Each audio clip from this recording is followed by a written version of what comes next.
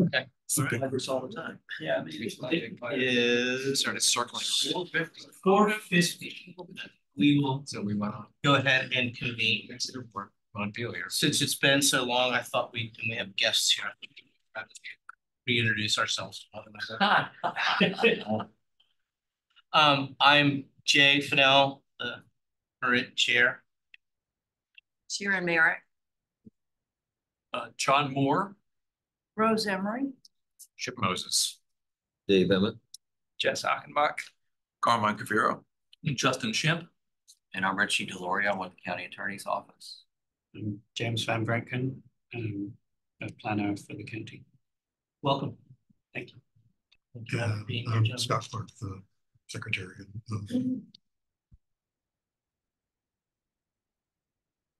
Wow, thank you. All right, first order. Yeah, let's do order, Mr. Chair. There we go. So I guess the first order of business is elections. Rumor has it that you would like to serve another term? Only if there's nobody chomping at the bit to come in and volunteer. But I'm happy to. Well, we're happy for you to do it. Yeah. I mean, are we going to have a slate or are we going to do it individually? Usually it's a slate of chair, vice chair, and secretary. Peter Taylor's not here. Well, that means he's vice chair. I was going to say he's not here to object. So, I mean, if there's a slate, if there are no other nominations, if the nomination is for Jay to be president, Peter Taylor to be to be chair, and then Peter Taylor to be vice chair. And Scott, will you continue as secretary at this point? I'd be happy to move that as a slate. All right, is there a second? Second. All right. Discussion? Further nominations? All right, hearing none. All in favor of the slate? Aye. Any opposed? Very good. All right. Congratulations. You have our sympathy. You were there once also. Our condolences, actually. Are there any other issues that need to be brought up? Appear to have any attendees either in person or online who aren't here for a regular agenda item. So, okay, great. Not surprisingly, not met since November 9th. So I'm assuming everybody's had a chance to go over the minutes. Are there any questions, amendments?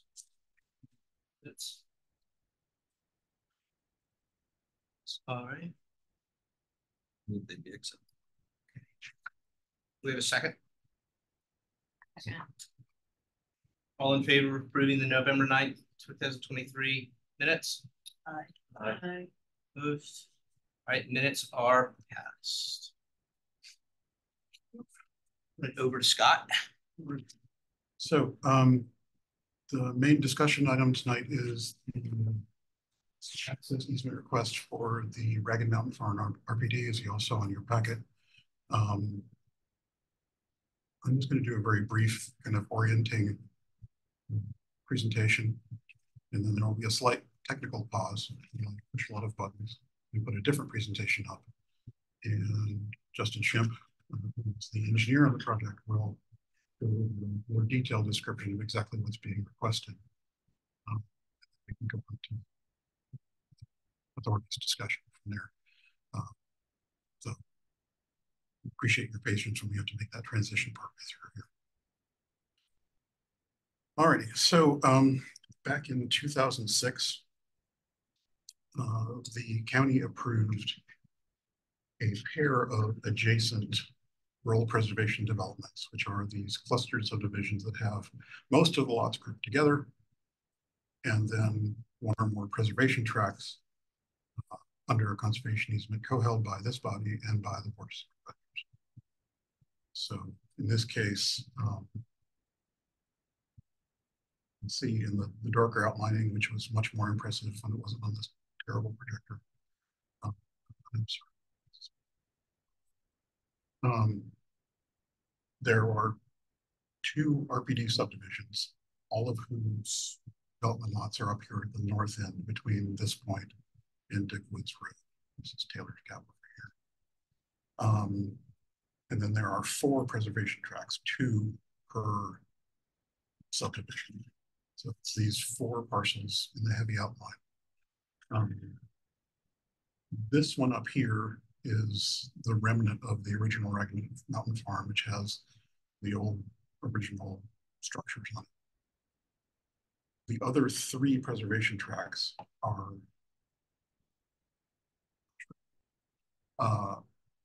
these 2 are not yet developed. These are the 2 we're going to be talking about today. There's no dwellings on these.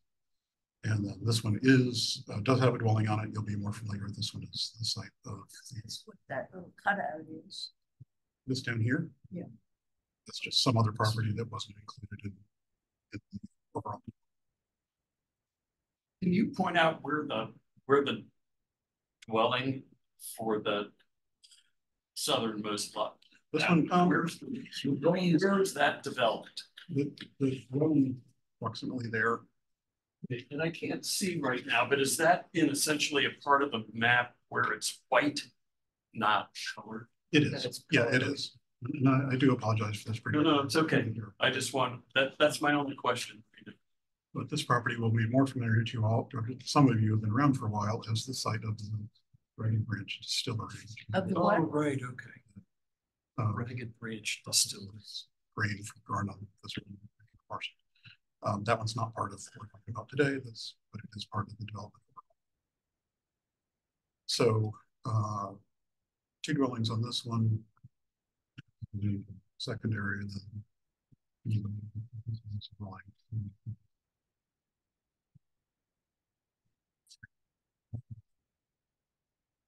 So as far as access goes, the piece of the larger Ragged Mountain Farm accesses Dick Woods Road via Ragged Mountain Road along the edge here. The southernmost one accesses from Taylor's Gap. And the final subdivision, the recorded subdivision plat for this RPD states that these 2 middle preservation tracts need to access from the end of the subdivision road here. It's Ragged Mountain Drive. The little arrow right there gives you an idea of roughly where that ends.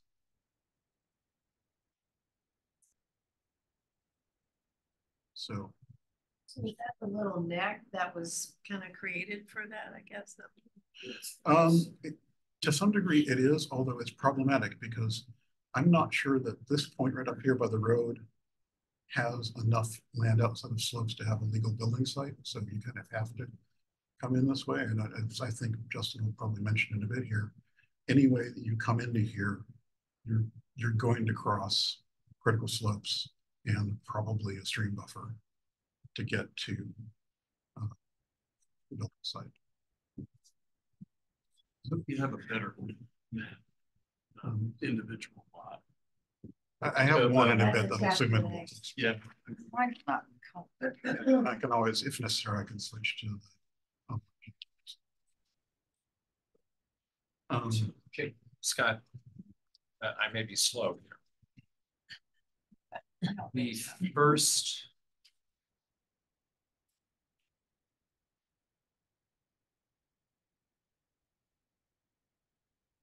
This is already built. Yeah, that was the old farm, and so that was already built when the division happened. Where's the access to that? Up here along Ragged Mountain Road, it's out there up to Dick. The 2 that we're dealing with are these 2. Right. This is an existing access.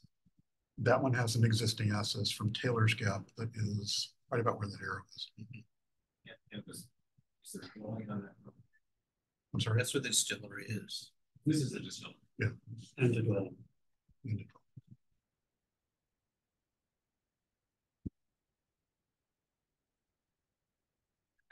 Okay, so that's access. We can always come back to these. For context, I should mention that typically an RPD has 1 preservation tract. It is possible to get zoning administrator approval during the process to have more than 1. It's happened a few times in the 30-some years we've been doing this. In this case, I think largely because of the concern about the terrain and visibility, in high elevations, there were conditions placed on the approval for having more than one preservation tract. And they related to these topics, where the building sites can be, having tree conservation plans, limiting building colors, driveway colors, having a single driveway per building site to limit impacts on the slopes, and limitations on light fixtures per structure. Those are all related to the subdivision approval, not to the easement. These are not terms of the conservation easement. Those are just additional matters that have to be dealt with in dealing with this request in all various pieces. So I just wanted to mention that that was also part of what was going on. So yeah, no, this is not visible, and I'll zoom in just a second. But to give you an idea of what we're talking about, what's being requested is to access this preservation tract from over here on Taylor's Gap and come up the hill here and then along the ridge.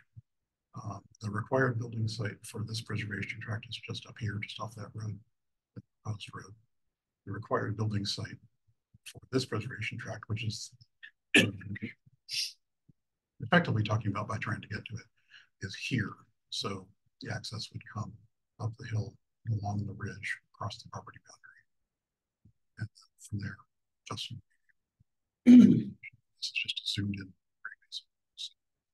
And again, yeah, those colors are not as good as they might have been, but you see the driveway would be crossing vertical slopes. But once it gets past that initial alignment, it's following a ridge top along here to minimize the impacts on slopes to get to this property and provide access up this. Again, just what's being proposed and how it compares to what access from the expected point. Expected what? From the expected access, which is up here at the top.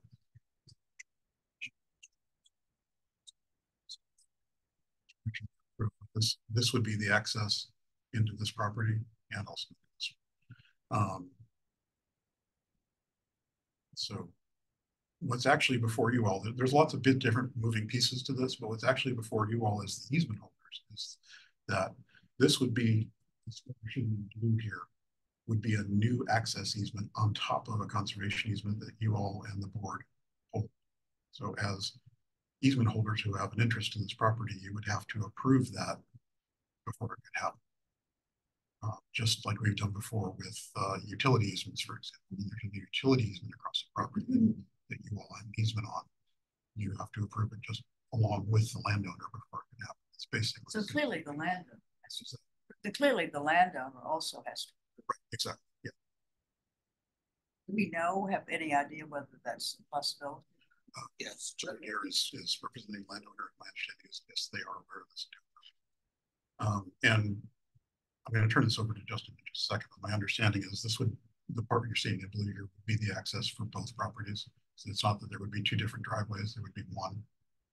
And again, so the both expected lots building would site use is that new access, the purple access or blue, whatever, for their house sites. Right. So there wouldn't be an additional road. Okay.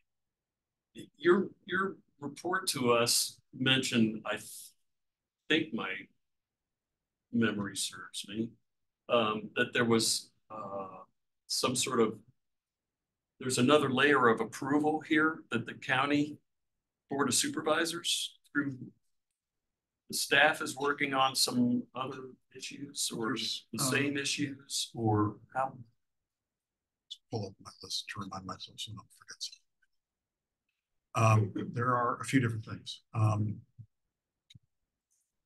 It would have to be a critical slopes waiver approval for any of these access options because they all, to some degree or other, impact slopes. So the county would have to issue that waiver, which I believe goes to staff would have to issue a waiver of the subdivision ordinance requirements about access. It's a relatively common kind of waiver. It's going to 14.404 waiver, which is just the section of the ordinance. In this case, asking for a change from the requirement that all lots use the internal road for access to allow these to use instead the access from Taylor's Gap. And then the board also, as a co-holder of the easement, would have to approve the same thing you all are considering tonight, which is allowing the new access easement over parcel 5B. Really, a question about what the proper order of all of these decisions is. Are we? Well, we're not asking you to make it. We're not asking you to take an action tonight because of that exact concern. There's a lot of other things to do out, but I think it would be very helpful to Mr. Altenbach, who's the intended purchaser of 5D9, to know if the easement holders are going to are willing to consider this, and if so, if there are changes needed, whatever information you might need. I expect this will come back again later. Okay. I have a question. Those restrictions that were put on this area of this RPD, they look like covenants, but what they're conditions of a zoning administrator. what's their perpetuity? As far as I know, they are permanent unless they are amended, which they could be.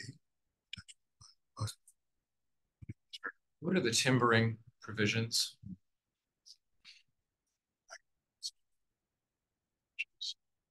Typically, RPD easements either don't have any particular timbering restrictions or just require that there be a stewardship plan and BMPs.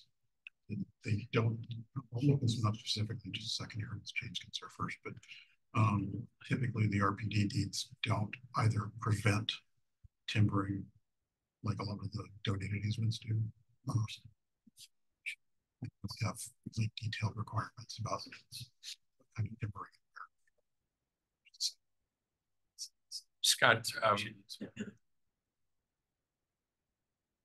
well, what do we? You know, I'm looking at the deed, one of the deeds, and it says timber harvesting is permitted only in accord with the timber harvesting plan approved in writing by Albemarle County. And then it has exceptions, clearing of dead wood without a timbering plan. Other details, but generally speaking, it's permitted, as said, by harvest plan.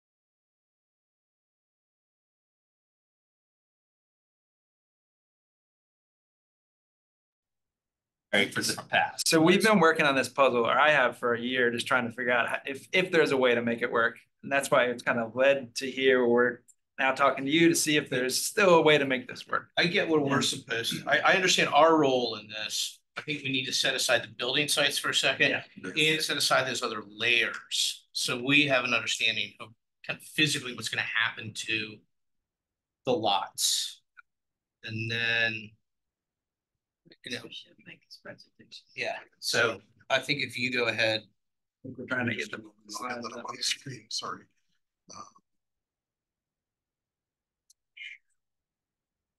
Mr. Chairman, Yes, sir. we've considered a limited number of RPDs since I began on this group in 2009. Dave, I think you have most experience because you've been on this. Sherry second. My understanding, Scott and Richie, please correct this if it's not correct, but our role is to co-hold an easement, as you said, with the county.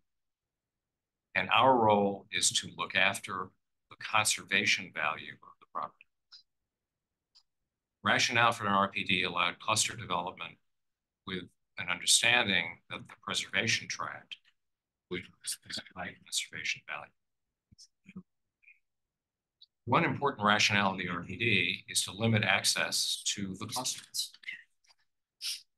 And that is, I believe, formally in the words of that create the opportunity for the RPD. Is that all correct? Yeah, that was the concept. So that our role here is narrow. It is as an easement holder. Easements in perpetuity. And that is quite distinct from any zoning, other approvals that are required.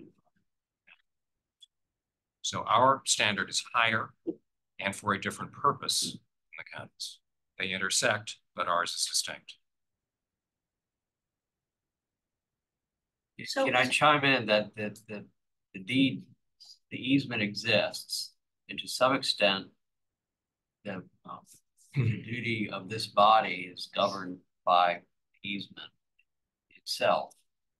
And if it helps to narrow the issue, this particular I'm going to say A19, the one that adjoins Taylor's Gap Road, the easement there speaks to improvements.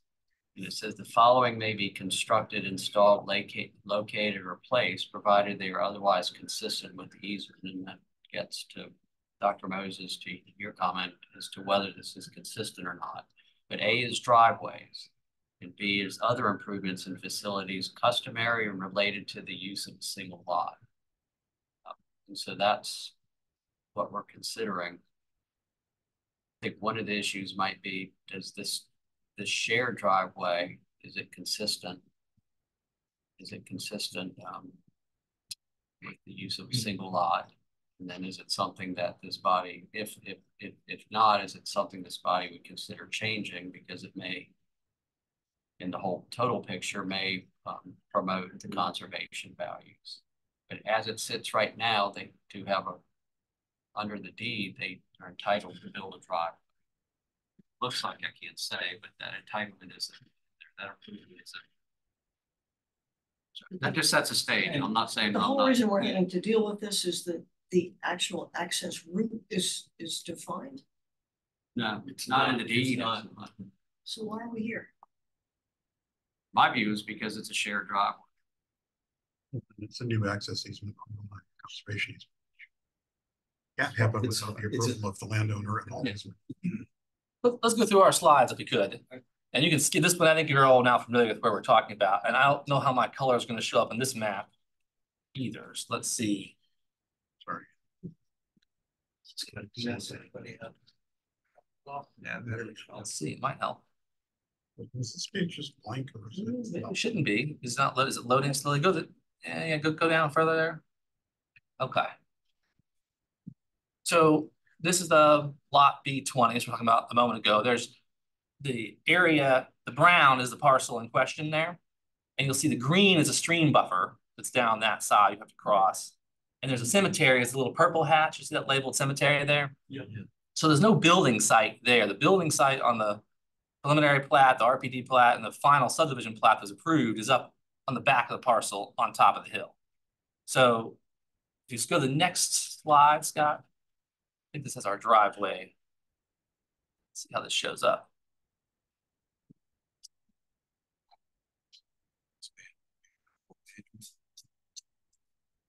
It maybe just has some images the computer's having trouble processing. Go down the next page. Yeah, it's just not loading. Hang on just a second. I think I know what the problem is. Sorry.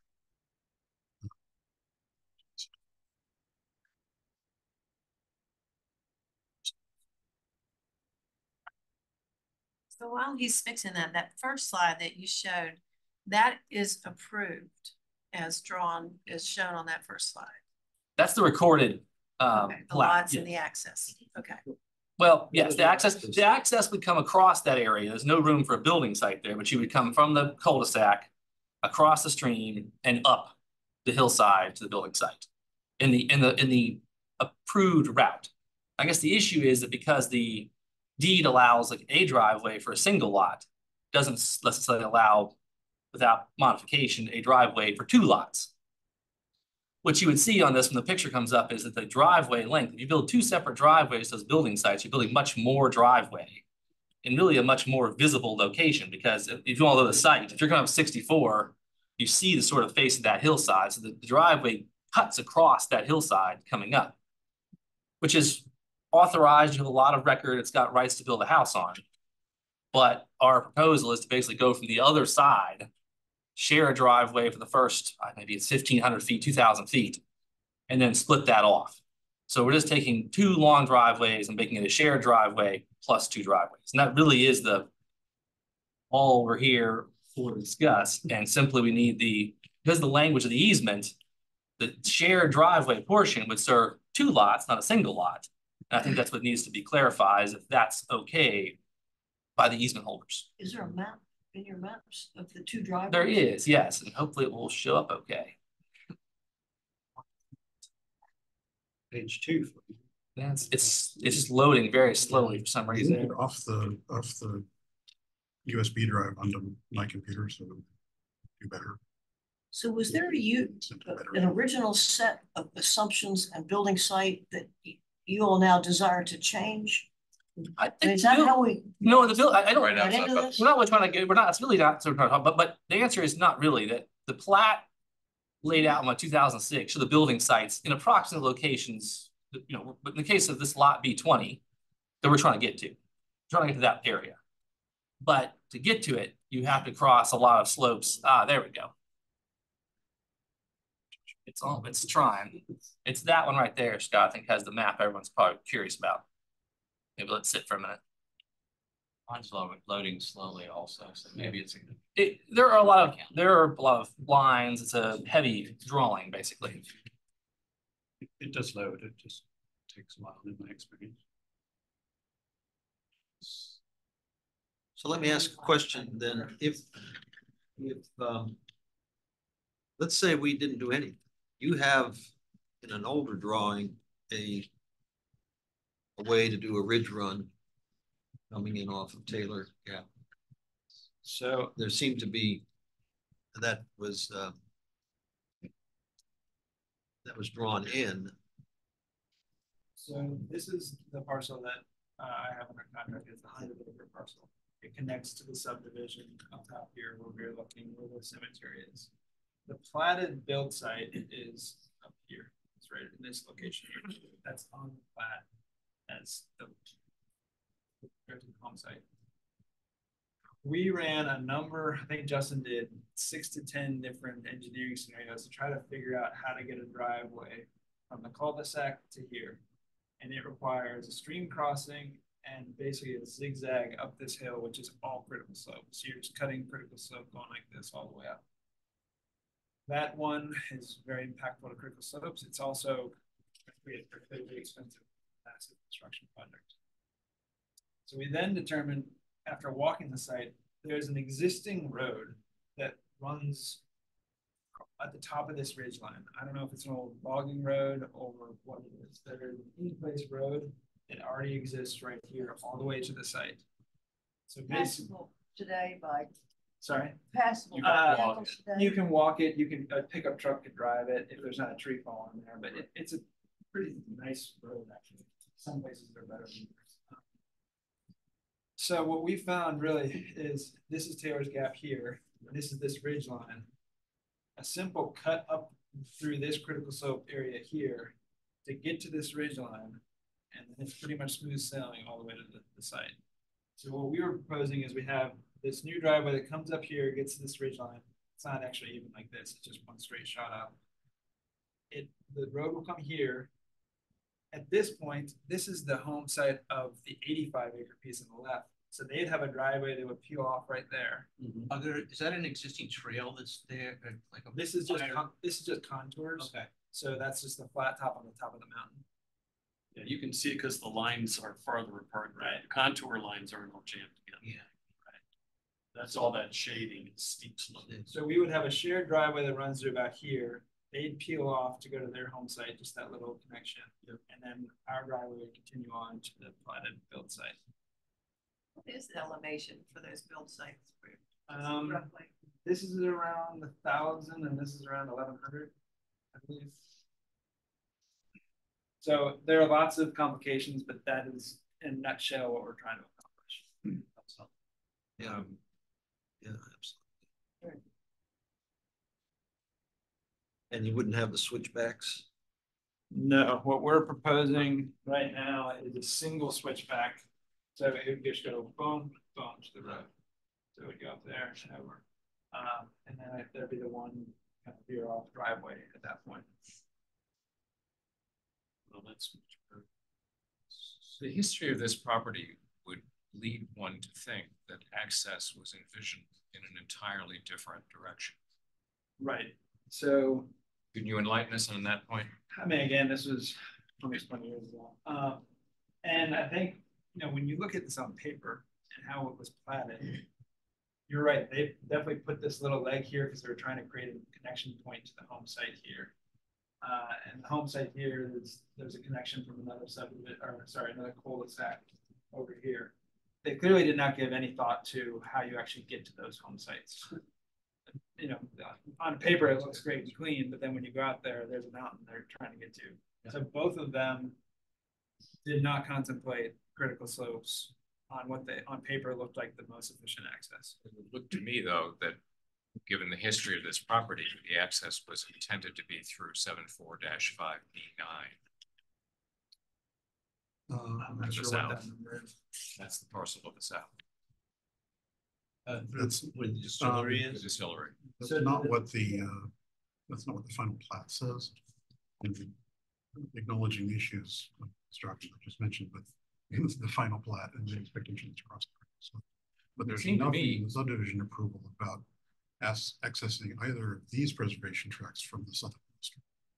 It just says that the southernmost one can take access from Taylor's Gap. And that's all it says. It seemed to me that the best outcome here from an environmental standpoint is to move the home site, not build a road. Where there's no place to move home site to. Why is that? That upper That's not little square, large there enough. isn't one there. And There's it's too many not large slopes and stream enough for buffers. cemetery there. It's a large part of the property that's quite close to it. Scott, did you all contemplate the sort of the site planning and the ENS issues and stuff originally? I mean, but I get the feeling there must have been something that's changed here. We I mean, the mountain was there in this is- 2006. This is literally the first time I looked at this as a subdivision and not just easements. I'm learning the details of this subdivision for 2006 at the same time you all. I can. So there wasn't a separate effort in the planning department to make sure that the building site was a rational, reasonable, accessible, usable. For reasons that I don't have any documented rationale for. final plat says the planning commission's approval of the layout and the zone administrator's approval of the request for more than one preservation tract says that thou shalt use the defined building sites on 3 of the 4 preservation tracts, leaving out the one at the northeast corner that is the old farm that already had a house. So we're not worried about that We're one. not worried about that one. But for the other 3, it said there are building sites in the plat and you will use those. I will admit to you, I do not know why. Because those those building sites, excuse me, are here. Yeah. Here. Yeah. And there's no way to get to either of those. And the building sites are not in critical slopes. There are areas at the top of the mountains that are flatter where the designated building sites are. Right. Right. I visited this property looked at it from the roadway an hour and a half ago. Could you, Scott, go back to this view of your slide? Yeah, hold on just a minute.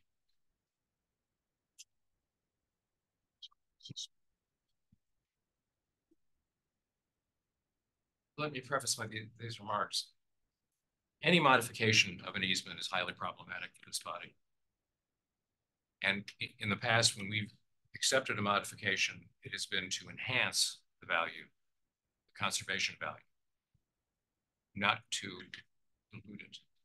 So the question in my mind is, are we diluting or are we protecting? The view from this cul-de-sac would suggest there is already a path that is passable right here. You could get into this property from the existing and into this. So if the cul-de-sac moved, not where would you put it?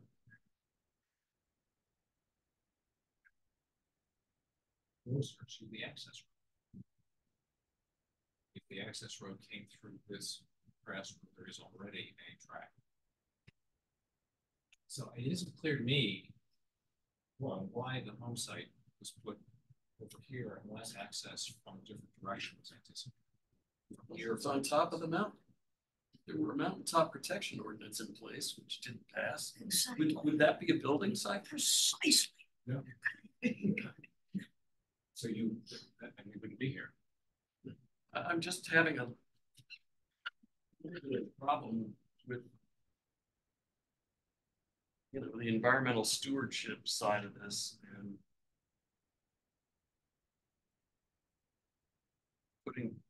putting a house on the mountaintop there anyway and having to mess a bunch of stuff up just to get there.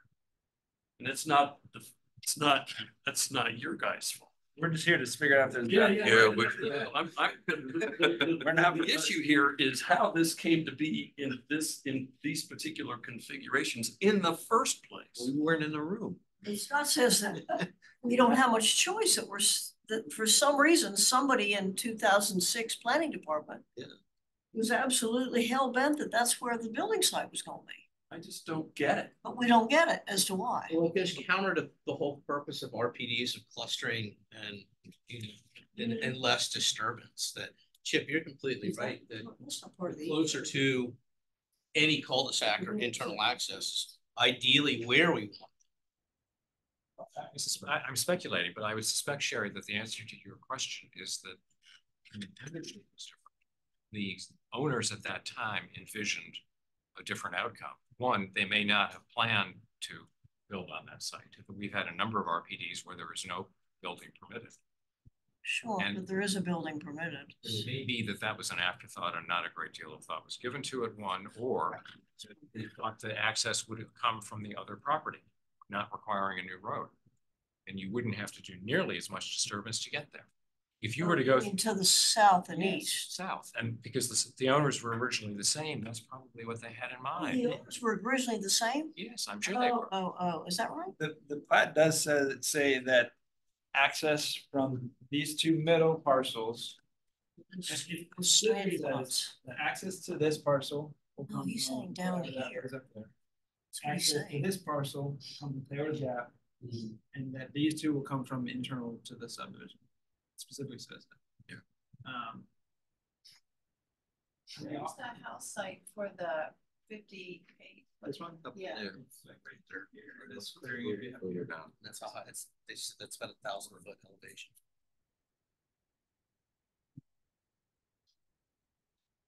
Essentially, the request is giving all those other factors that have locked these building sites in place.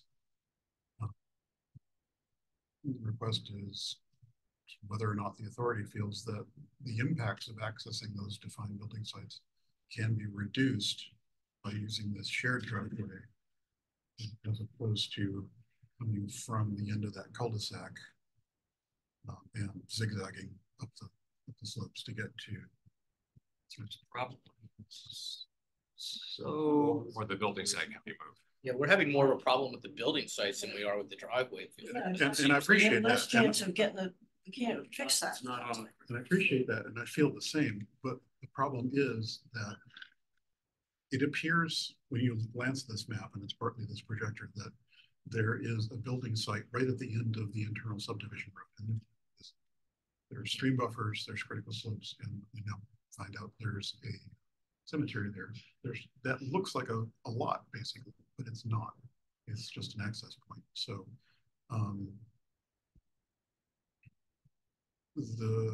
basically the zone administrator or the director of community development, the titles have changed, so I'm not totally clear. Somebody from the county would have to approve a change to those conditions for the building sites to go somewhere else. And I honestly don't know, for the property that Mr. Achenbach is thinking of buying, where else? Well, that's not in Greenwich. Exactly. Right. And that's a different access situation that would have to involve a party who is not represented We're here. being asked to change it anyway, so it could go Well, somewhere we else. are, but we have. You guys know what is here on this lot? So there is a I mean, that's as much white area as there is almost anywhere else on the lot. there is a field, a cow field right here. Yeah. Which would require easements from this owner, who is not part of it. The other thing to consider is that in 2016, or sorry, 2006, the person who bought this bought it because there was an approved plat that showed a home site at those locations, and so the values were based on those. And that's obviously not our fight, and it's, he's the one that's in a corner if he can't build on them. When he bought it knowing that he had this driveway issue. He bought it. No, he didn't. He bought it. He looked on the same piece of paper that the people who put the box there and said there can be a home site there. I assume you can get there, but You can get there, to be fair. You can get there. I mean, somebody will get there. It's just a matter of when someone wants to spend the money to go that route. It's constructive. We've proven it's buildable. It's just not a great road to build. And your other. Shim, so comparing the existing access and the proposed access, what's the difference in the length, the linear feet? Is one shorter than the other? Go back to your PDF. I don't know if I have that number exactly. We looked at the slope disturbance. The slope disturbance is about double going on the lot route versus the shared driveway route. What's the length of roadway? You had those numbers up on the left. That's the slope. they're both of, I don't know them exactly, but I think they're both about a mile long. Either option. Because the zigzag nature of the one, it makes it a lot longer than you would think. No, the proposed road is probably the best engineering solution, but it goes to a place I absolutely hate on a conservation easement. Fortunately, It's an old it's a log. beautiful home site, I'm sure, but is it what you do on a conservation easement that's preservation tract that's supposed to be protecting all of this stuff? I don't think so. Well, I like the idea that it's following an old road. That got established at some point. Right. Yeah, I'm saying we're being asked to make the best of bunch of really terrible decisions. That's my. But for some reason, there was some, I mean, it seems unusual that maybe it's just the way they did things or do things, but it seems unusual that the director of planning would have so specified and insisted upon that lot, especially looking at the topography. Or if they were looking for a building site on the preservation tracks, why did they carve the tracks up the way they did? Well, that's sort of the same question I'm asking. Not only that, but why was the planning department so resolute to make sure that site that seems problematic to us was the only one that they'd allow? Well, I don't know, but it might be the only ones that are available, and they were just looking at it not with RPD in mind, but of just where can a house possibly go? Well, I guess that's what we were asking, is where some of those flatter, nearer sites that seem to be available. You have to remember that a building site is not just a point in the map. It's a rectangle of not more than 5:1 ratio of minimum of 30,000 square feet. So on a property like this, you start dropping that boxy 30,000 square foot rectangle, there aren't many that are clear of critical slopes, stream buffers, and floodplains if there were. It looked like you did have one that he was suggesting that was had a field I involved. would have to go back and pull out the other issue is though that if plots and figure out what they did. given the original ownership of this land, the access could well have been envisioned from the southernmost parcel, which would minimize. Which is the southernmost parcel? That's the distillery. Distillery Yes. is now. Which is where? The old farmhouse was. That's, we're speculating, but that's the most likely explanation for the buildings. It's not on there. I mean, it is, but it's hard to suggest. So the distillery is over here? Hmm. Oh, it's down here. This is the Off of Taylor's Gap Road. Oh, and there's a road, it looks like, that goes from there to there, right? Is that a road? I think that's a thumb trap. There are various. We're still working on history here. Yeah, so the better access would be to go from here to there. So the owner of the, is this true? I haven't heard yay, nay, nodding of heads, but is it true that the party that owns the distillery part used to own the other part? Was this all together? All of this was under a single ownership when it was developed. Okay. The LLC that owns the distillery property now, I believe, has at least some of the same members, but I can't say for sure that it's exactly the same ownership that had the whole property when it was subdivided. Do you think that the access was originally contemplated to go from the distillery to that site? And we were just looking at it on the aerial. It looked like there's sort of a track that goes that way. I'm just wondering. So far, I haven't found any statement at all. And the only thing I know is true is that the final plat that's recorded at the courthouse has a note on it that says that these two middle tracts, 5B8 and 5D9, are supposed to take access from the internal subdivision road, which unfortunately means that they have to cross stream buffers and critical slopes to get to either or both of those. That almost defined seems building sites. like it was a protective measure for the southernmost lot. Hard to know. I mean, but Scott, right, it's true that the plat said that the southernmost lot could access from Taylor's Gap, even though that would have sort of normally been required to access an internal streets. I mean, I would think if the intention was the owner at the time would have tried to get that approved at the time. If it were me, I would have tried to secure that from the county up front, and they didn't, and it's not. And so we're stuck with the conditions of the plat as they are, designed as it is. It would seem to me to be preferable for this body to consider moving the building site rather than the new access.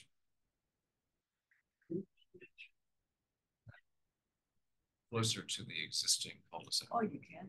Oh, Well, it seems like that is from, it seems like one, it's out of our, it's within our realm in terms of conservation easement wise, but in terms of engineering, et cetera, and county codes, et cetera, that that's not on our plate.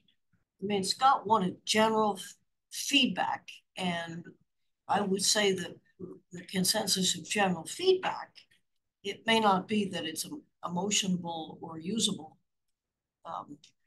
course of action, but that the general feedback is, could the planning department and the applicants consider looking for a more suitable house site? I mean, I think we should send that feedback back, even though it's not really quite within the easement's purview. Yeah. Okay. I mean, Yeah, that makes sense. in other words, let the minutes show type of thing. And I think we can respond pretty quickly on that we would not consider moving the build sites. Yeah. We're interested in these properties based on where the build sites are.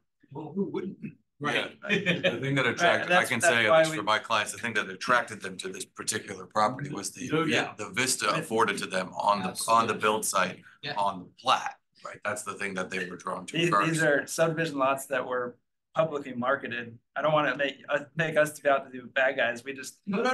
Yeah, I said that looks like a nice. We actually thought we found some pretty good sites to be able to provide for. We're wrestling with a different issue, and it's not really about you guys. You just have to hear it. And I'm sorry. Putting roads where you guys would have put them is not cheap, and those sites are worth getting to in that regard. Right. So I understand. Yeah, we get it. The terraforming required of what you're proposing would be less than any of the others. That's correct. If I'm hearing it. By about Because half. you're really following an old roadbed that's there.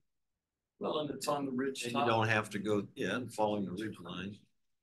The third thing that I think is also advantageous to the group here is that the proposed solution is trying to address something that is between the two potential buying parties.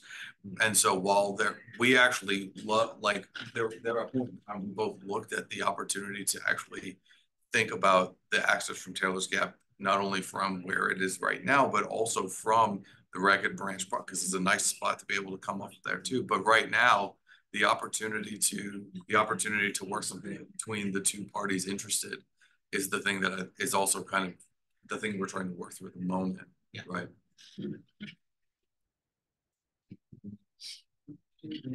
All right, Sherry, I like the way that you summarized things also. I mean, it may not be. Well, no, it's a party. It can be a little more hush. But can I ask one question before we sort of leave whatever it is we're doing now? Can we look at the deed for a sec? So I really focused on parcel A19 because it's entitled to have a dwelling on it. And in other improvements, it's allowed to have a driveway, and then other improvements that are customary and related to the use of a single lot. So I start from the position that they're entitled to a driveway. In this situation, they're asking for a driveway that serves two parcels. So to me, the question is, would this body approve? And I think it's prudent for them to come and ask because we're a holder of that easement. And they're asking for, as they've explained, a driveway that'll cut across the property, serve another parcel, which I presume is entitled to have a driveway of its own. Whether it's shared with this one or not, I don't want to venture to get into that, but clearly crossing this parcel with a shared driveway arguably is not consistent with something that's customary to the use of a single lot. And so that seems to be the question, is whether this body and then eventually the Board of Supervisors would consent to a shared driveway under the deed. And so I've kind of narrowed the issue to that. The discussions about building sites, I think that's for the county, and I think that's for zoning. We were just sending feedback. Yeah. So I've kind of narrowed that, but that's what the deed speaks to. It's what is not, the other deed say? I guess, for the other parcel? Yeah. I have not looked at that one. because they wanna modify this one. They're entitled to a driveway. They aren't necessarily entitled to a shared driveway across the parcel that serves two. And so that's the kind of the variance that I read that they're asking for. I mean, I'm picking up and agreeing with what Dr. Moses said hours ago, it seems like. That amending an easement is a serious business and something to be avoided if it can be helped. And to me, what I'm really asking you, Richie, is it doesn't seem to me that we absolutely have to amend this easement in order to go from an undifferentiated site or route to give not only driveway, but driveways in the plural, simply to add the word shared driveway. I don't think that you have to fool the deed in order to do this. So I think and I think Scott and I have addressed that, that an amendment of the deed is not necessary. I think what would be sufficient is that this board, through either a motion or a resolution, certainly they prefer a resolution signed by the board, consenting to what they propose. So excuse me, so with the two parcels that we're talking about, you just said they are both allowed a driveway. On the farther one, I'm assuming it's allowed a driveway. Okay, we didn't check. Scott's confirmed that in the sense that the subdivision envisioned it coming from the pipe stack. Okay, but let's assume they both have been given a driveway. They have a purpose for a driveway. So if it were approved that there is a shared driveway, then the back parcel would give up their driveway to get the shared driveway. They wouldn't have both, or you're trading one for the other sort of thing. They'd have a driveway either way. It's just which direction does it come from? Yeah, it would just be that the driveway to this. You don't like the word shared, so instead of two independent. Well, it's more that the driveway to this parcel would just be to there. Right, that is the allowed. There is one driveway to the property boundary, so it basically just goes to there instead of going to there. Okay. So it's really just the easement on So this. you still have a driveway. It's just moved over. It's just moved to I mean, I'm inclined towards the,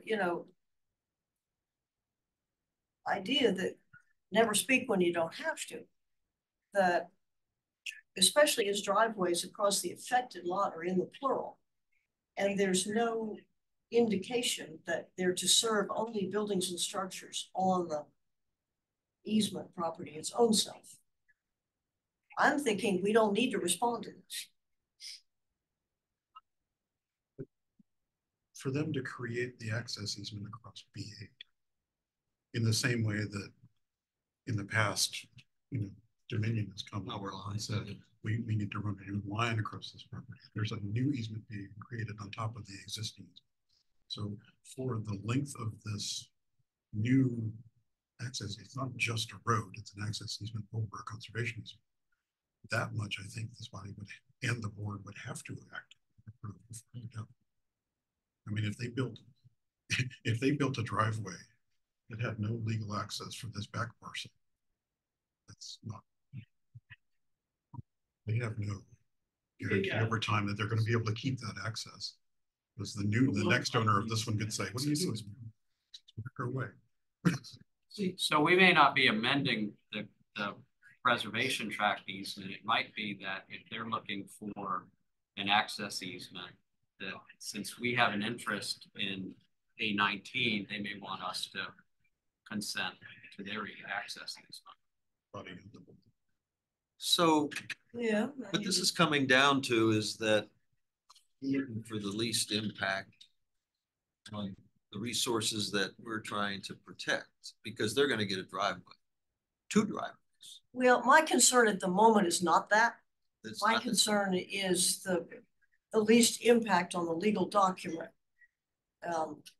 Well, where there's a huge prejudice to not altering, amending, and changing. so you're saying they are even nodding our head, we like that one best for preserving what we're interested in, is not an amendment. You're arguing that. That's not an amendment, because Well, I'm right not now, arguing they're that. I allowed was driving. asking Richie whether Where are you gonna put it? the text of the deed put us in a box where we're gonna have to amend the deed. It doesn't look like it No, I does. think what they're looking for is this body's consent that their plan is consistent with the deed. It's so that they don't have issues in the development stage or. To be honest, it might down the even road. extend one step further than that, because there is a specific line in the plat information that says all lots shall access internal roads except for A20, which shall access the other roads. So our two lots are governed by that specific requirement in plat documents. And so without any other authorization from any other party, we cannot access without going through those two sites. And our hope is that we have found another access location, which is actually beneficial to this particular group because of our ability to lessen the impact of the development of critical slopes and other buffers. I'm just thinking there's some approvals here that are needed and there's some issues to be discussed, but they may not be our issues. And actually, that's part of my question is that does this particular question This fall under? plat does not fall into No, this group at all. No, But it it's- makes sense because you guys need to know if we're gonna grant easement across that Oh, line. Yeah. So then you can now approach the plat issue of. And they've already requested the access waiver under the subdivision ordinance. That's going along in parallel. Okay. Yeah. So that is a county approval of whether or not the alternative access is acceptable. With all due respect, do you really have to disrupt as much as you think you have to disrupt to get to the current building lot from the existing cul-de-sac? To the platted cul-de-sac. I mean, sorry. I think I would recommend that we go out and walk the property if we're going to take action on this.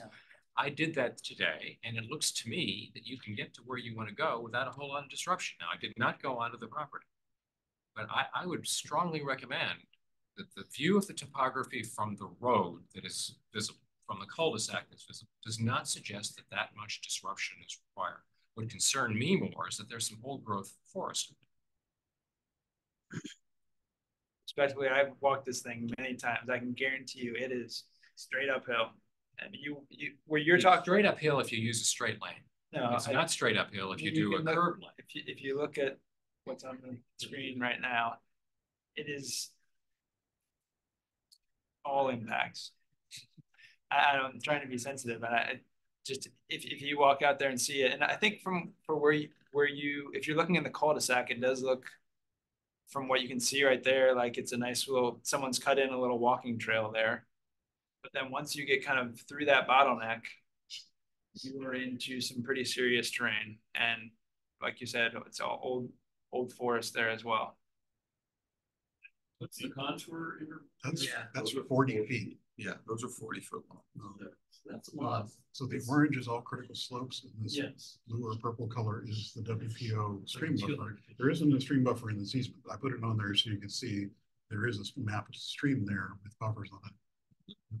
If this were California, there's no way you would want to build on that ridge given the environmental impact of storms that we're about to see.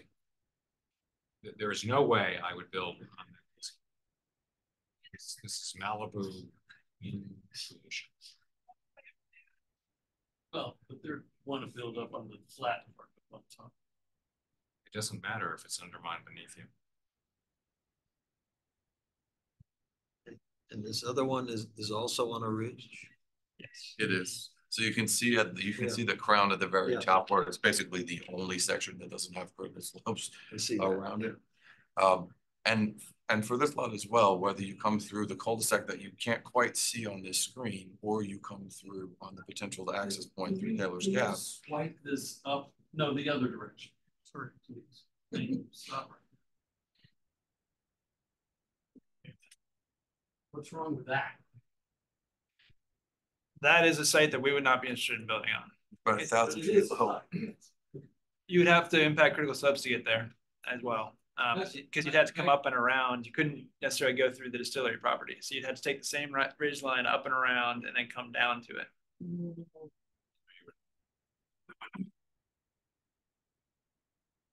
You'd follow the contour, which is far less All destructive. right, now go down. Stop.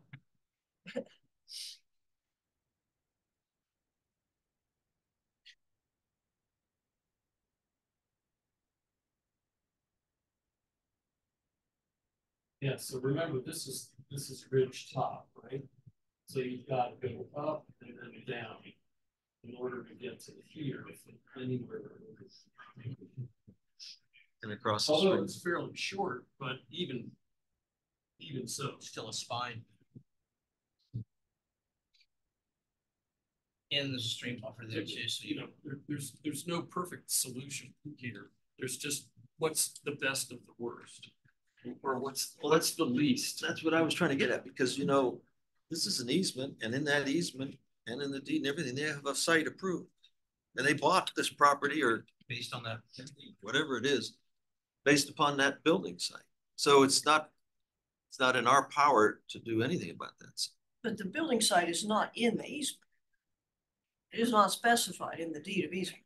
Right, the building site, the lockdown building site is a factor of the zoning administrator approval of the conditions of approval on having more than one preservation tract. So I think that's an important thing. very important. It's very important right there. Because do we have any action if we want to weigh in on moving the building site? And furthermore, how does that impact the whole, you can say, well, they should have thought of that when they bought the property or something. Somebody would have to request. Yeah. That's a perfectly reasonable thing to say. My mother said it all the time. That's exactly why we're here. So, you know, So in terms of building sites, and I'm no fan of this deed, and I don't think any of you all either. Each structure for which a building site is required shall be located on a building site shown on a site plan approved by the County of Albemarle. Site plans. And that It could be those template stuff required by the county. I don't think I we. don't know, it's not. I have a That's what it feeling, said. I have a feeling that's where that came from. That's what it said. Exactly, right, it's. so, all right, can we ask this one other way? So if we say, nah, no amendments, so they get to put in driveways somehow. This or some other future buyer will Find a need to way. build a driveway from the end of that cul-de-sac across the critical slopes in the stream buffer. So that's what to happens. get to the building site. So we're sitting here, if we say, we're not gonna even discuss what has the least impact on what we're trying to preserve, we're not gonna get into that. Then it's gonna happen as is necessary for whoever feels it's necessary to build up there with a beautiful vista. They're gonna put in a driveway. And they will still need the county critical slopes waiver, but the easement won't have any restrictions that will require an approval from this body. Yeah, I mean, like as Richie said, the only reason we're being asked is because of the Just because of easement the across that access easement across the edges. But it seems to me that the easement doesn't have Specify. anything in it that makes a choice between one driveway or the other. I mean, we don't have to change the route of the access. That's not specified in the deed. Driveways is actually in the plural in the one rather than in the singular. Well, the building site's not in the deed of easement either. No, except that it's.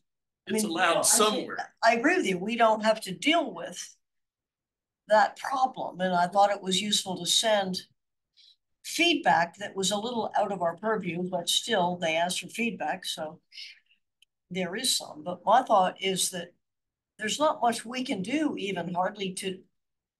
If we have a preference, it may not matter. So one thing I'm thinking.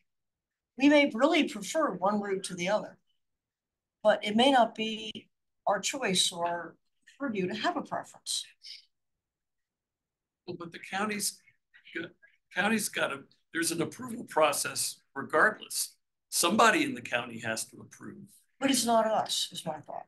Yeah, but why wouldn't you want to weigh in on that if you had a chance to have a beneficial effect? I mean, again, I guess it could go to the category of sort of informal feedback. But I was just trying to parse what was actually required in terms of action vis-a-vis this deed and the other deed. So Sherry, what do you think it should be? If you don't think this is the right place, what's the protocol, or where does it go from here? That's not my problem. That's And helpful. I know that the Albemarle County Planning Department really likes it when I don't think about anything. It's not my problem. That is their preference. But Sherry, let me take your reasoning one step further. It seemed to me that if we focus on what is the most desirable outcome, given what we know, observing that there may be a modification if we go and look at the property ourselves. But we're being asked to approve an amendment to the easement to allow a common drive. That's what I don't think we're being asked to do, nor do we need to do. That's exactly the thing that concerned me, that I thought you and I were agreeing on. Yeah, but except that the easement says that there will be a common entrance from the cul-de-sac.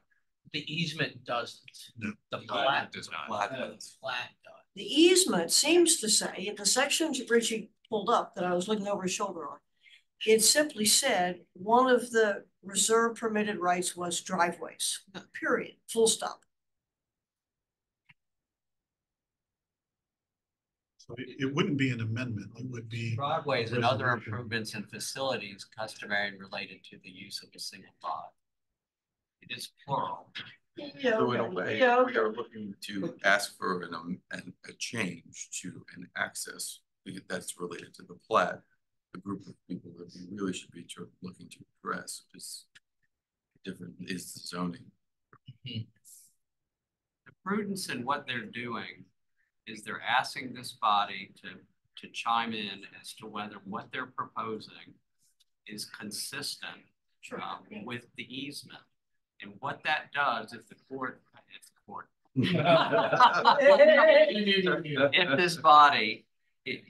body takes that action and formally does that, then it binds this body going forward. If this body doesn't take any action as they ask, then they move forward at their own peril, that this body at a future date views what they've done as a violation of the easement and takes action on that. And that's why I say what they're doing is prudent, because they protect going forward. This body is a party to, for lack of a better term, a conservation easement over that. So we have an interest perhaps in the easement that the access easement that they're gonna create to benefit the parcel on the right. Okay, so what is it in the They're easement? looking to amend the easement, and I don't think we have to. Yeah, that's the thing I'm trying to avoid here. But I think consent. Driveway, how is that affecting the easement? If the easement's not specific. It was our assumption that because I am now requesting an access easement from their property, and your easement encumbers that property already, I can't put an easement on top of your easement. That was why our assumption. Yes. If you were just gonna build a single driveway, you'd still have to have an access easement across it, right?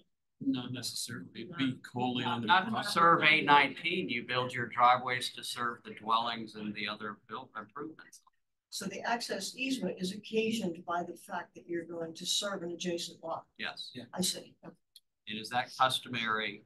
Is that customary and related to the use of a single lot? So we could opine that the phrase you just added to this discussion, the thing about customary to a single lot, we could opine that a driveway that served two lots, we didn't think was materially different from driveways in the plural to serve a single lot. We wouldn't object to that. Right. But then Because of the somebody says, "I'm gonna environmental put a-" benefit, perhaps. But we could make the statement that customary to a single lot would not be something that we thought precluded what they want to do. Scott, what do you think? I was just thinking of another example where we recently had a request from somebody who had a right-of-way, a notch taken out of a preservation tract by a dedication for a future public road, and they were going to take that back. I mean, it's complicated, but basically what you ended up with was access over the preservation tract to another parcel at the back to be developed into 5 lots or something. So if we start to say that we don't feel that access to adjacent parcels across our easement is different from just access to this easement, then we've got a precedent that says, hey, we're okay with access easements to entirely other developments running across easement. I don't think that's what we would have to say here. We could say one shared driveway to whatever that parcel number is, that second one. Particularly in view of some of the benefits of the road being bad, but not as bad. We wouldn't see that as being inconsistent with driveways plural on a single lot. It makes no difference whatsoever. The only thing they need is our okay to put an access easement over the conservation easement of the other lot. It's no more complicated than that. And that's it. What I don't want to happen going down the road though is that, I mean, we could just do nothing, but our silence, I don't want that to be taken as an affirmation of permission to do it. And then you guys go through all these steps. Then all of a sudden come back to us and we're like, no, we're not going to give you the easement. I agree with that. Yes. Yeah, we need some sort of resolution. Right. So. Yeah, my concern is that if we do nothing at some point and you guys do nothing, let's just make that assumption. Somebody will do something eventually that will have potentially a worse outcome than this. This is maybe the best of a bad lot of decisions. There's a whole bunch of things that if we were in the approval process for this preservation subdivision, this body would never have approved this configuration of preservation lots, A, and B, we would have made darn sure that the ridge tops and the critical slopes were protected and not affected by any development. Yeah, the building areas would have been in those 2 parts of the cow fields down there. We're wrestling with that against this, but we don't have the power to change the way they configured the lots. Right. And it looks like Richie's made clear, as you said. Sure we have the power to tell them that they can't develop, they can't put a house on there because we don't like the decision. The house is going to go someplace. So if we're doing our stewardship thing, then given a bad situation, what we should do is figure out the best way to do the worst. And I feel like these guys, I think have. I wouldn't disagree with that. But I you word it. You know, we're fast forwarding 18 years, and you have spent the last year or whatever, and you had the engineering and stuff. And the way you showed how it comes in, goes across, follows an old road, pops up into the other side, you run your driveway to your building site that you're comfortable with. I think that's, like you're saying, that's the best of 2 choices, in my opinion. I hate that the houses are on the ridge tops. That should never happen. May I strongly urge this group to visit the property? We're taking any action. I'm sorry, I couldn't hear. May I strongly urge this group to visit the property before taking any action? I mean, I don't think there's any reason not to. If we meet out there with 3 or more members at one time, it's a public meeting and it has to be noticed, which is no big deal. If the public wants to join, I think the suggestion is either I missed something today, or it would seem to me this is an easy problem to solve by moving to building site. It may not be commercially attractive for you, but the environmental answer, duty that we have is to move the building site. And since that's not in the deed, it does not require an amended deed. That is the best outcome from both the process and environmental protection standpoint, albeit it may not be commercially attractive to you. I would strongly recommend we go look at the property. For the purpose, if you want to make a case to move the building site. Yes, as John suggested. Yeah, the building site's not part of the deed of easement. I know, Right. it was approved otherwise, it was on the No. plat or something. I don't think so. It No, says but they have a building site. That's all it yes, says but is the they building have it. site, the building site was approved when all of the property was owned by the same owner. And access could have been provided easily from an existing road that was then present to the building site that was approved. We're here because the sites were sold independently. And it isn't this body's job to solve a commercial problem. The building sites approved. 2006. They were approved in 2006 when all of this was done. Normally, normally when you do a subdivision, it's about the RPD factor. Every lot has to show that it has a building site. Right. But you don't have to use that specific building site when you come back to get your building permit built. You just have to show that you have a building site, whether it's that same one or not. 30,000 square feet.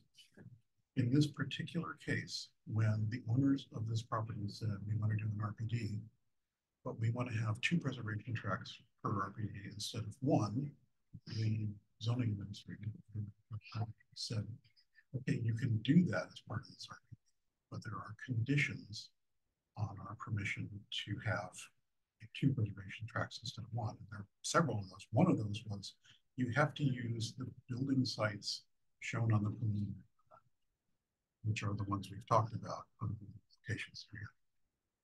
In digging through the files, I have not yet seen exactly what the rationale was for locking down those building sites. But they were locked They in. were locked down as part of it. And we think we can unlock them and move them. We can't. If the landowner and or purchaser applies to, I think it's probably the director of community development at this point, I'm not totally sure, and says we would like to amend those conditions, they can do that. And those building sites could be moved anywhere on either of these properties that aren't cradle slopes, floodplain, stream buffer. But there aren't a lot of great options, and what appears to be an option for 5D9 up here at the cul-de-sac isn't one, because they're actually in what looks like a buildable site here. There's not room to do that. You can't fit 30,000 square feet. So it's got to be somewhere down past the neck in the main body of the property somewhere.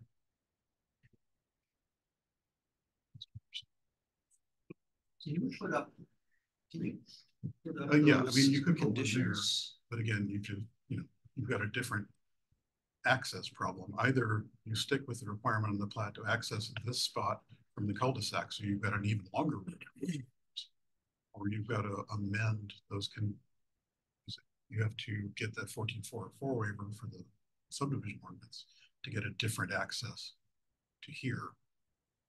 And again, you're back to that same access, the same review of the way you get that 1444 waiver is to show that your access from a different direction is less environmentally impactful than the normal requirement, which is to come from the internal. What did you want to say? We started this out where you gave us a little insight as to some of the concerns that were there when they wanted all these subdivisions together, or these parcels together. And there was a list of okay, but, and I jokingly said I was focused on the driveway color, but there were other things there. And what were those again? Because those a buyer would have in their hands. What were the restrictions that were being put? In summary, and I can pull the literal language up we went to, that just requires more screen shifting, but here's the summary version. So using the approved building sites, which we talked about. That was a condition. Condition of the approval of multiple preservation. They have to use them. Yeah. Okay, go ahead. I would explain it if I could. That there have to be tree conservation plans for the building sites and the driveways to show that there's minimum impact to trees. Now, what minimum is when you're zigzagging across these slopes, you don't know. Limiting building colors, visibility. Visibility. Because this is Take a Monticello view shed. Yeah, so driveway colors, a single driveway per building site and the materials to be used on them. And the final condition was that there could only be one light fixture per door and structure, and that it had to be full cutoff. Wow. It had to be what? Well, there could be no more than. So, so these were levied, these were part of, and have been accompanying any commercial transactions? Those have been available to anybody selling or buying that? Just for these 2 lots. Okay. Well, yeah. Yeah. Okay. So it seems like the mountaintop sites If it's in there. Yeah. they had some consideration for the mountaintop sites. Does anybody have a suggestion how we move this along? Wait and see what the zoning people is. I mean, there's the other things that are going on that I'm aware of. There's the subdivision ordinance. You've got to get a waiver for the critical slope. There's There's the critical slope. no guarantee they're going to get that. And any other changes to those conditions of the multiple preservation tract approval that Mr. Achenbach chooses to submit.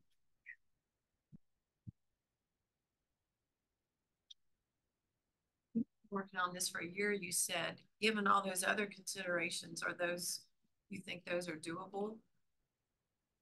We keep finding more and more boxes that we need to check. So yeah, some of these are new. Some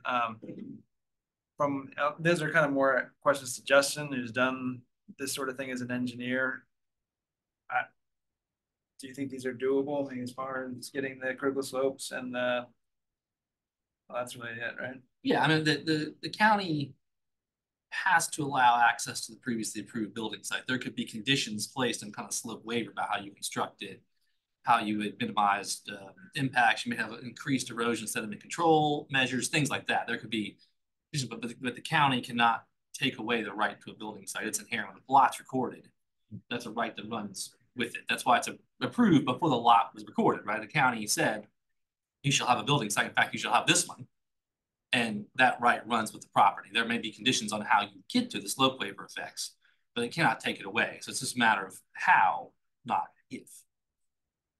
Yeah, so the county in some regards is forced to allow the permit that waiver. Right. The general principle is like the tree conservation plans and the standards for driveway construction that are also in those conditions. Right. Have to be met. And you know, that may be expensive or difficult to do, but so presuming that they can, that these purchasers or some future owner can meet those standards set by the department for that approval, then yeah, they can get to that building site.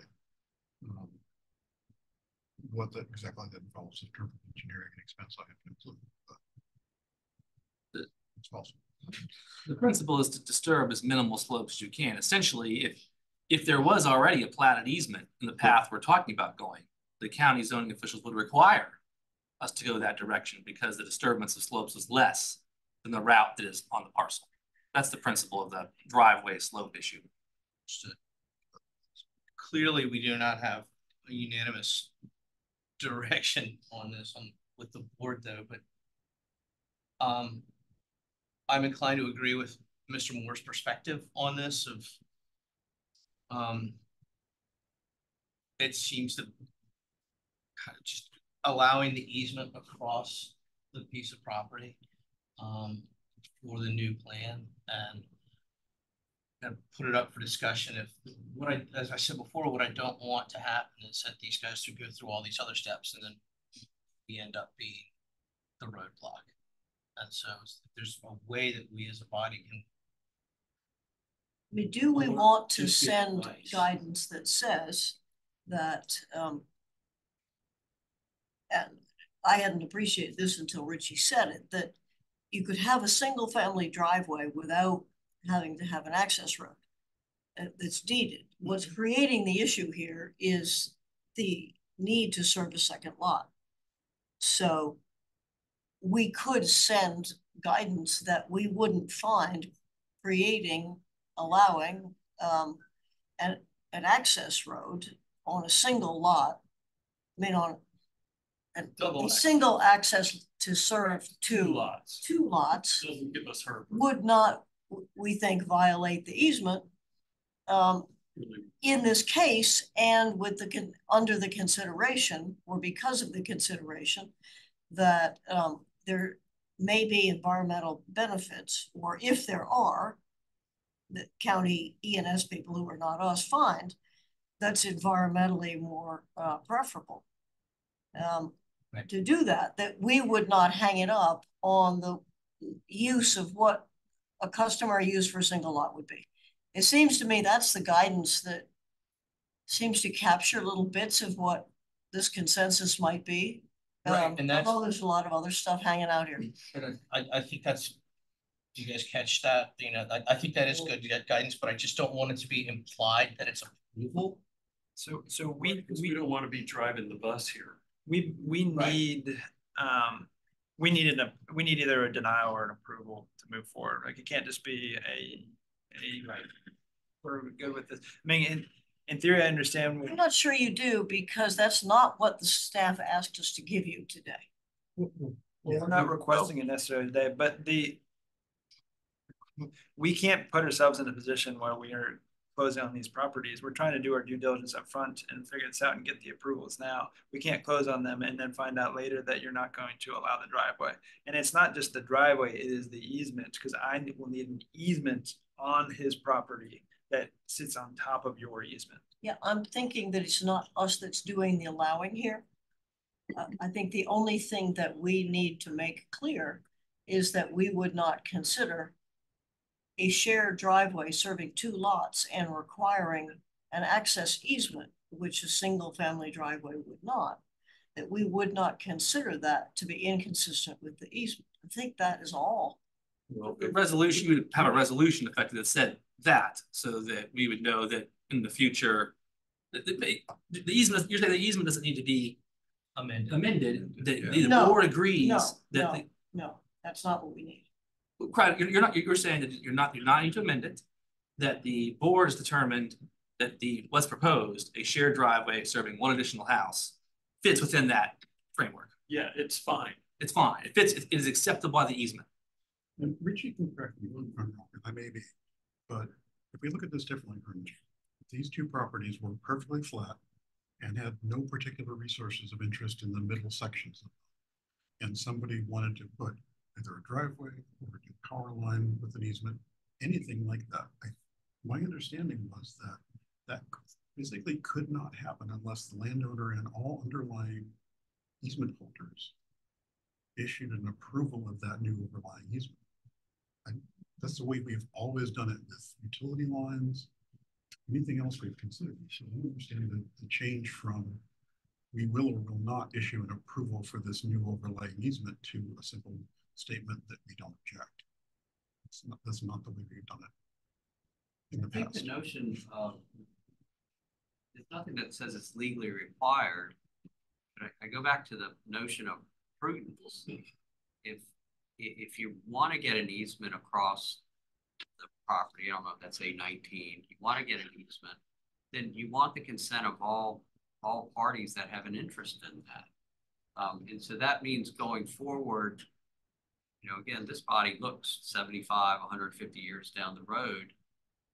Is there a defect in the title? And they cure whatever potential defect is by getting either this body as a party to that overriding easement, or at the very least, a public record that says that that what they're proposing is consistent with the existing conservation easement. I can't tell them how, you know, their council down the road is going to draft the access easement, what that's going to look like.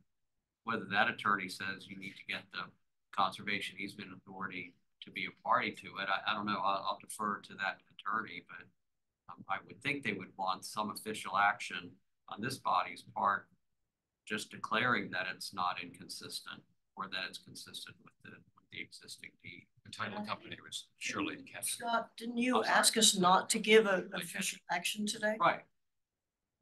And that's what staff report seemed to indicate. A future body says, oh, we don't like that driveway. It sounds as though consensus of the group, I don't want to put words in people's mouth, but to put it in different words, is that your proposal is preferable to a more environmentally destructive proposal to go across critical slopes.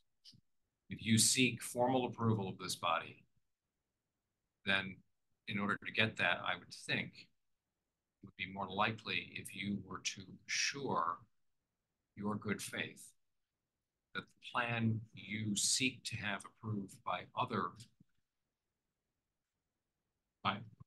approvals that are necessary, the critical slopes waiver and others by the county, would include restrictions that would be viewed favorably from its conservation viewpoint by this group.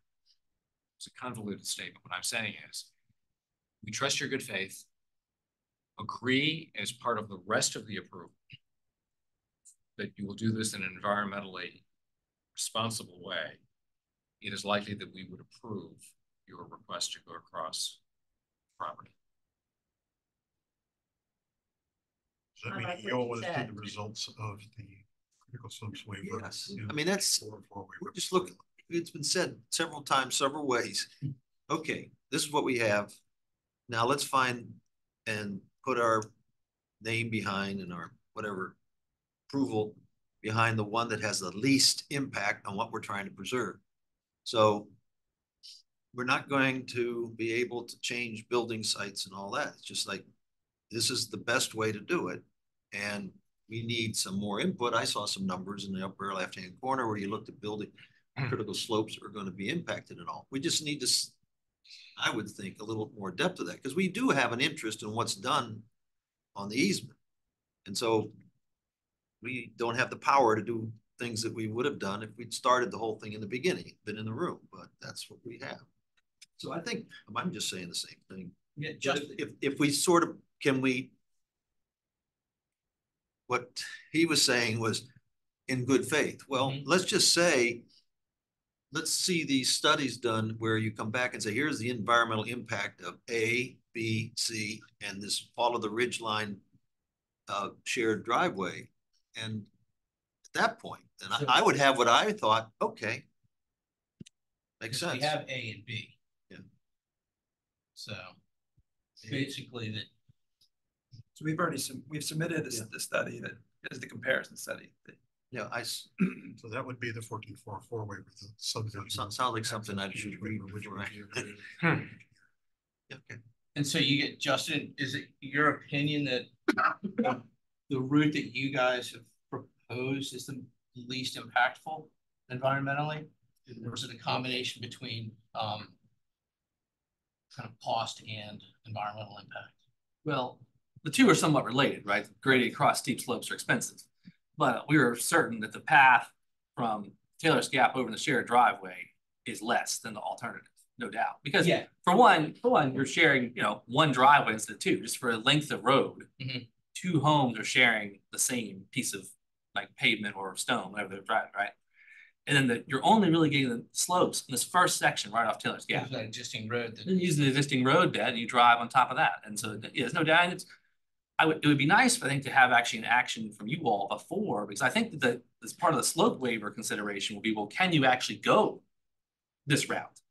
Like to ask for a waiver, the slope waiver for the less slope route. I think that normally speaking, we would have permission from all the parties involved to do that. So we're sort of talking about a hypothetical slope waiver if there's a problem with the easement holder not allowing us to go that direction. I think, Scott, I believe you had also said that we couldn't take, because the Board of Supervisors also is party to this, they would want to see your recommendation or vote prior to it going to them. So that's another box that we can't check until after we check this box. We always, whenever we are not the county. We are not the county. We are an independent body, and we are not subject to procedures, particularly not to the zoning. That is not a concern for us, unless the county's approval process is not germane to this group. We are an independent entity. Although we're meeting in this room, we are an independent entity. I am I'm comfortable moving forward with this because I understand the importance of approval denial. With the caveat that legally we're allowed, that it's as simple as not amending the deed and merely just granting the easement. Could I make a suggestion that, I don't know that, I haven't seen the design in hard copy, but perhaps the resolution would be, to repeat myself, a resolution that addresses both parcels.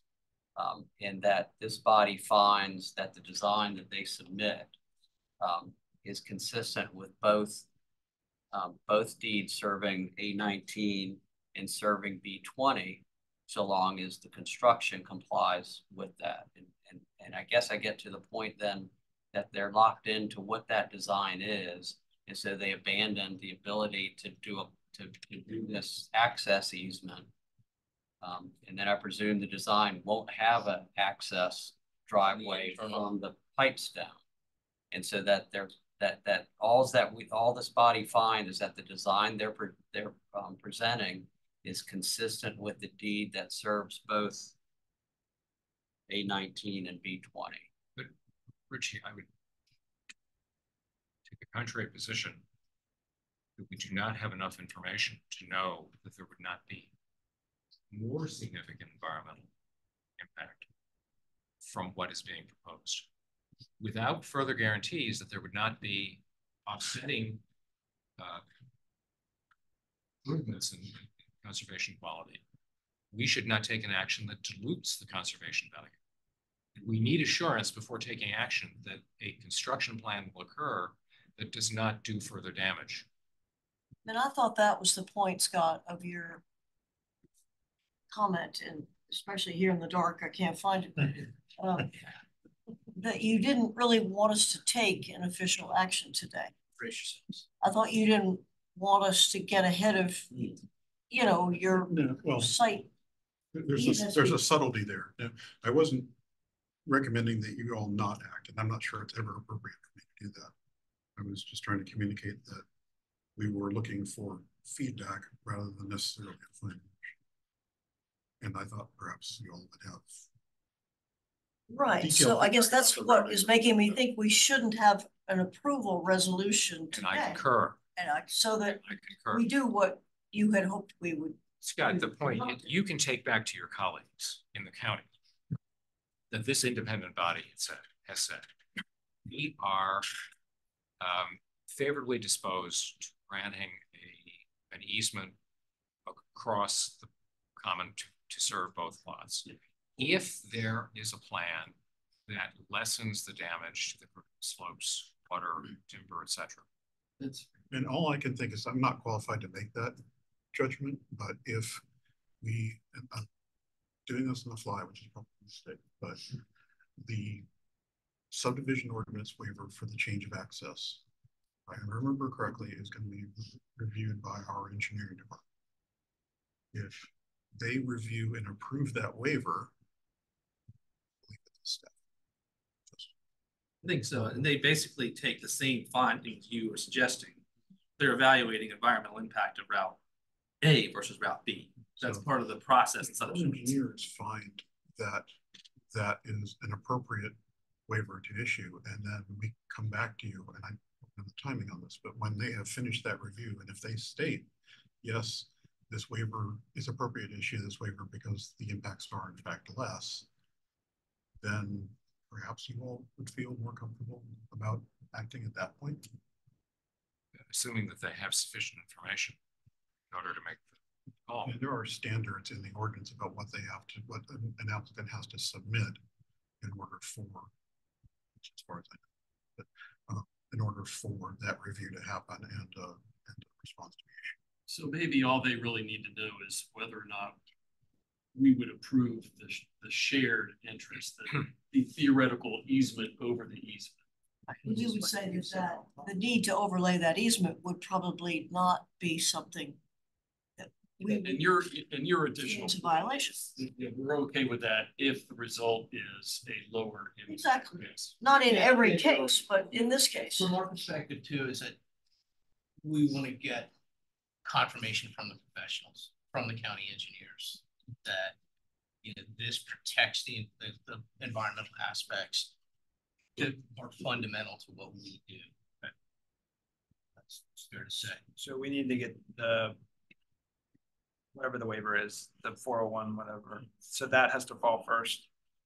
Once, because they're going to be reviewing the data. You know, it's not written down in a code anywhere. That's what you need to do. But when I'm For a trying to read the conversation, room, it makes just trying to read sense. the room here, it seems like that would be something that would reassure the authority that their concerns are being met.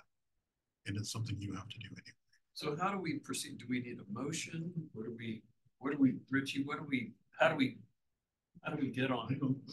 I mean, if that's the direction is, staff go away and come back when you've got a result on the subdivision ordinance waiver. I think that's understood. Yeah, we might be the least of your worries. I mean, the way it was teed up today was we really weren't going to take action. And in terms of the detail that you need in order to take action, I would suggest that it just be deferred at least until next month until we see. Sure. Well, I think we thoroughly discussed from every direction. Are you guys comfortable with where we're heading with this? Because it seems like you guys, there's so many things that need to fall into place for you guys. Put together a path forward. And so it sounds like we need to get the waiver done, then we can come back and potentially try to get a resolution of some sort here. Simultaneously, we'll move forward with the critical slopes waiver. Maybe that'll be, by the time we come back, maybe that'll be approved as well. Yeah. And then in my mind, the last piece is then the board of supervisors. And we're not asking you guys to do anything that you guys weren't already. Right. No, it's more just the order and trying to align everything. And I ideally envision that the product that comes out of this is a written resolution that then that's signed and that they have in their hands and they can use. I mean, as of right now, if you were to do a motion and take action on that right now, one way or the other, then it's not official until you have it in the minutes and you vote on the minutes. So Are you all comfortable with where we have arrived? Yes. Yeah. I mean, yeah, we're gonna, right, I'd love it to be buttoned up. We can move on to the next one, but it sounds like we have to readjust kind of how the dominoes fall a little bit. Yeah. Unofficial, have you tried to get access from the original owner? And would you consider relocating the building soon? We've tried to get access from the original owner, not for just to make the driveway that we're requesting even less impactful. Basically, you know, we're having that cut up from Taylor's Gap to the ridge top. There's a way you can go through his property that you can just ride the ridge the entire way. Yes. And he was not particularly eager to give us that easement, no. And as far as moving the building site, no, we're not interested in that. And maybe the next buyer would be, but us, as what we're here with our contracts that we have right now, we are contracted based on the fact that we can build homes at those sites. Based on those sites, yeah. Yeah, and so maybe we'll walk and maybe somebody else would come and do it. But my thought is if we walk, because we're not allowed to do this driveway, the next guy's gonna come and he's not gonna even try to go this route and he's gonna go straight up that hill, which is gonna be more impactful. Because that's the only option available. We're between a rock and a hard I'm place. just gonna ask you to plant circles of boxwoods and huge evergreens around the houses. You can't. You put the original owner in the rock in the hard place rather than. I don't know how. Buy the darn thing if you don't He get to doesn't ride own them anymore. He doesn't own the properties we're trying to buy.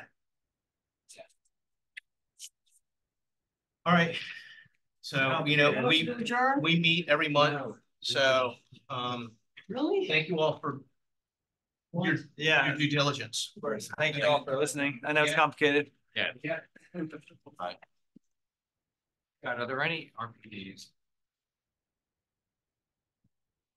And if you remember it, some years ago, if we got any new ones, that we should inform you once they're in the process.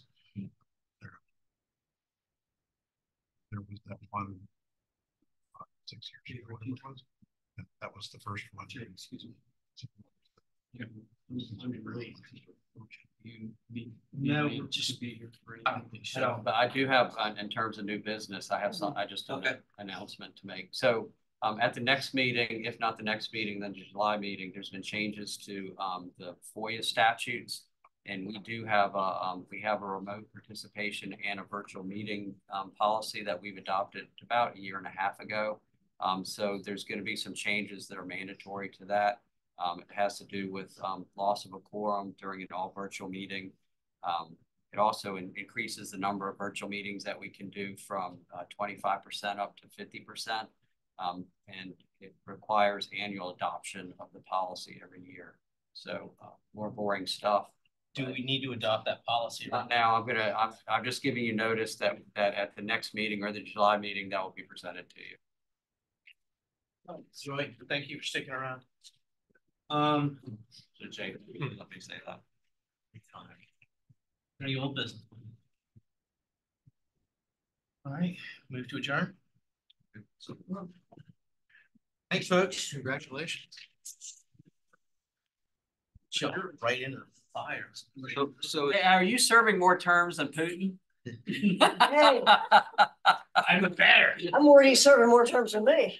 is the